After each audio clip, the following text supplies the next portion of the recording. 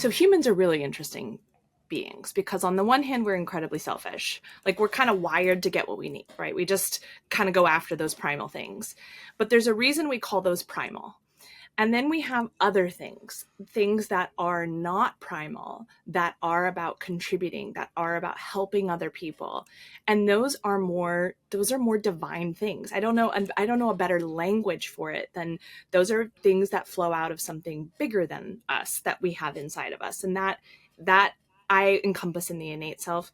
And I think, gosh, isn't the world better if we're all giving a little, if we're a little bit kinder to one another, if we're a little bit more generous to one another?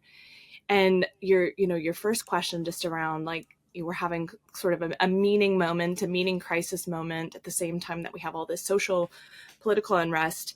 I think it's a really important point because to me, and this is probably why, the book was like waking me up at 4 a.m. to like, you got to write this book, you got to get this out, because to me, it's a wake up call moment. Like we all need to have this, hey, just going after our own primal needs and making sure I get everything I need, and filling my own cup, but not caring about your cup isn't working for us. It's destroying nature. It's destroying each other. We're not happier. We're more anxious. We're lonelier. Let's wake up and recognize that that's a very primal way of living.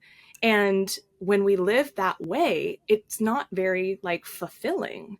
It may be satisfying our short-term kind of dopamine like hit needs, but it's not bringing more joy. It's not bringing more fulfillment. And so we need to ask a different question. We need to look at life a little differently. And to me, that's why the timing of like understanding our innate self is so imperative, because we all have the answer inside of us. It's just about getting out of all of our patterns and our thinking and I don't like when I was back in like 7th grade and middle school, we talked a lot about self-esteem. I don't know if the kids are talking about self-esteem these days, but like one of the things when you were being taught on self-esteem is it's more blessed to give than to receive. And that's a part of how we actually see ourselves as better beings, is by contributing to other people. And if you've ever done it, you feel it. It's like, wow, this is so much more powerful than if I was just doing what feels good to me. And that's part of what I feel like was life-changing about working with the refugee community, is that, I worked with people who, literally had fled for fear of persecution and death and had lived in tents for 40 years. And they would show up in my classroom, just the most joyful people I had ever met. They radiated peace and love, and their energy was just incredible. And their energy was contagious. It changed me. And I was there to contribute to them, but they gave me so much more than I gave them, just by their gratitude and their generosity. And like, I can't tell you how many of my refugees would bring me gifts, and they literally had probably $100 a month to spend on stuff like that. And they were choosing to spend it. And how does that not make you feel so much more connected to people when you see that they're giving just a little bit that they have and they're sharing it with you? It softens you. It softens your heart. And I think we all need to practice a little bit of that, a little bit of softening. We've been very hard. And I think that's one of the things the mind's good at, is sort of protecting and being sharp. And that's where some of those ideological, differences, the political breakdowns that we're having, I don't know that it's serving us. And so the way out to me is, let's tap into that softer compass guide in ourselves that does want to give, that does want to contribute. And let's see if that isn't a better way of living. Yeah, absolutely. Well, and I think, like you said, like, let's see, because clearly this isn't working, and I think that is something that we can all feel, is like, there is something's got to give. In writing this book, you mentioned earlier your book is not for the people all the way on the one end of the spiritual spectrum that are like not ready or just like not closed, Yes, the nope, right? Which is a completely valid place to work from. I don't want this to come across as judgmental or anything like that towards people that have that nope. I think that that's just a different avenue of accessing the mystery, right? But in terms of this kind of work, I feel as though there may also be another spectrum of people who are really open to like, yes, let's tap into the softness. Yes, let's tap into the kindness. Mm-hmm. Yes, like we all need to turn an eye towards that. Mm-hmm. Um, and the people that are nope. It's a Mm-hmm. dog eat dog world. You know, you have to look out for yourself first. You um, need to like the whole grind set culture thing, right? That's the whole thing. How do you approach that spectrum with your work in the sense I think yeah, and where do you see it meeting that Yeah. need? I would say let's start from where we align, and we can all find something to align on. So let's just take Harry Potter, shall we? Because Harry Potter was huge and everybody read Harry Potter.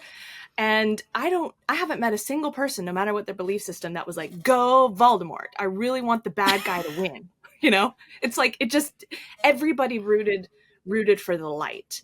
And that's, I think, where we start is who doesn't want to root for the goodness and the light? Like who's really on the side of Darth Vader?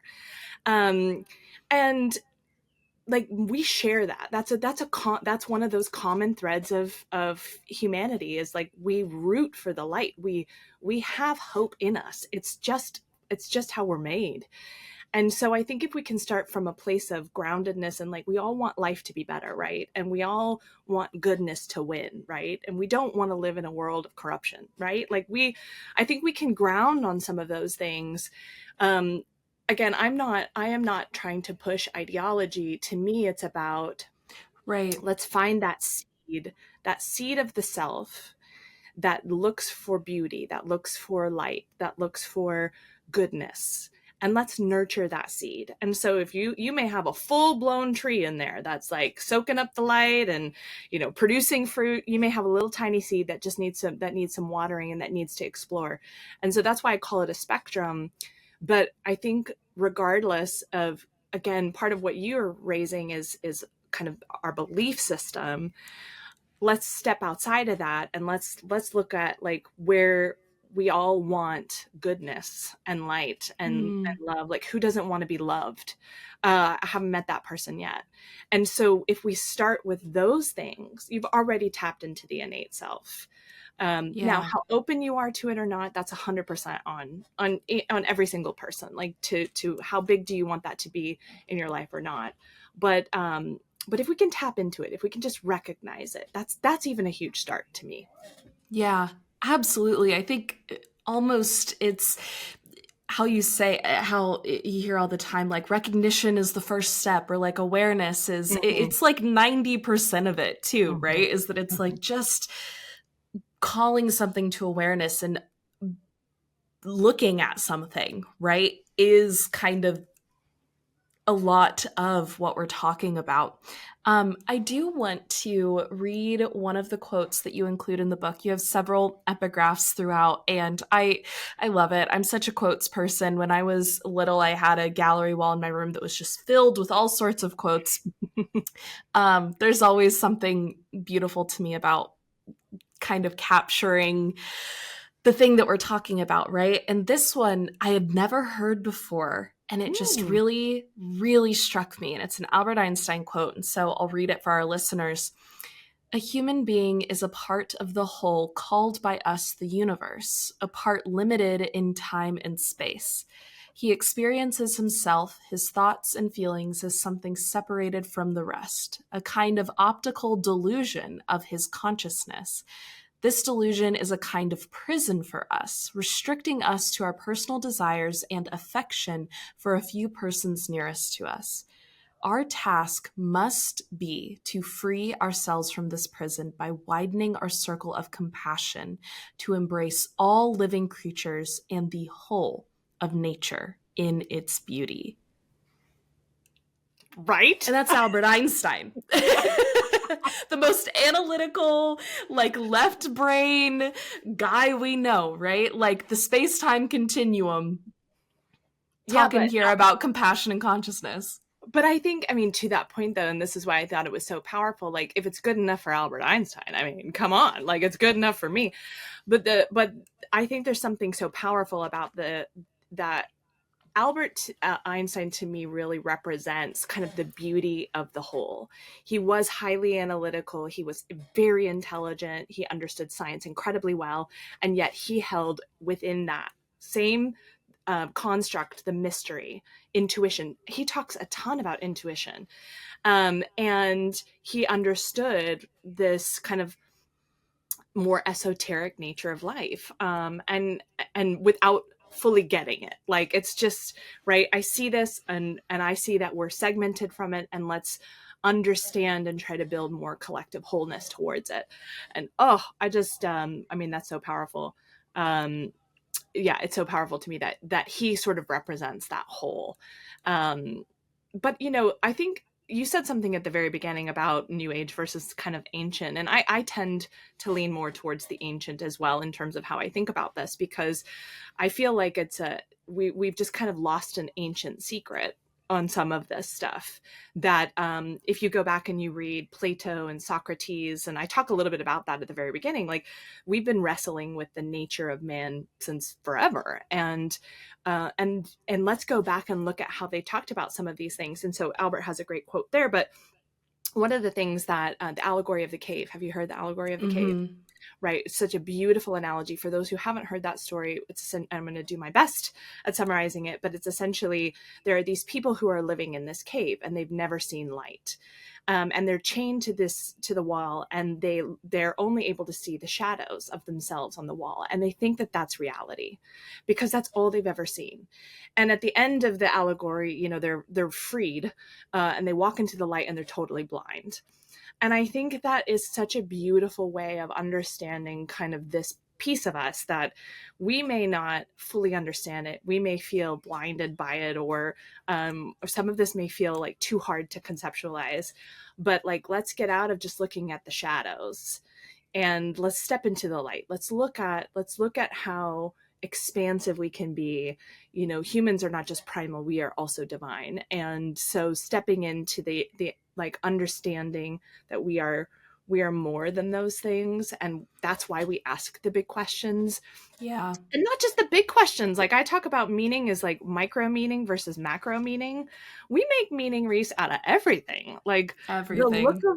The look that you have on your face right now, I'm making meaning out of that.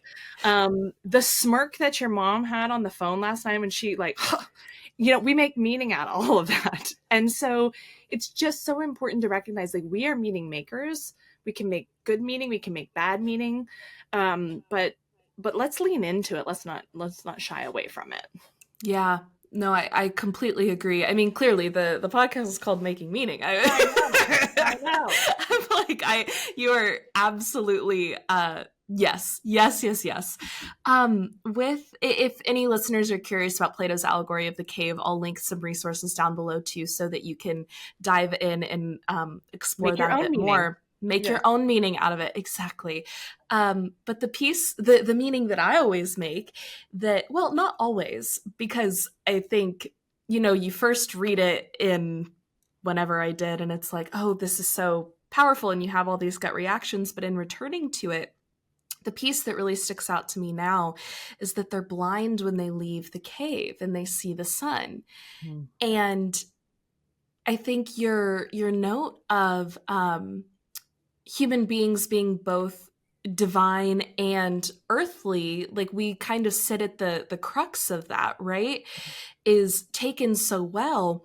And there is something about like staring straight into the sun will burn your retinas, right? It will literally harm you. And in Greek mythology, you can't be in the presence of a god, otherwise you will be burned up. And there's something, I think, hubristic about wanting to be fully divine, because that does ignore the earthly, the body of it all, right? And yet we have ignored a lot of the light too, and that it is the combination of these things that is our special mix of humanity.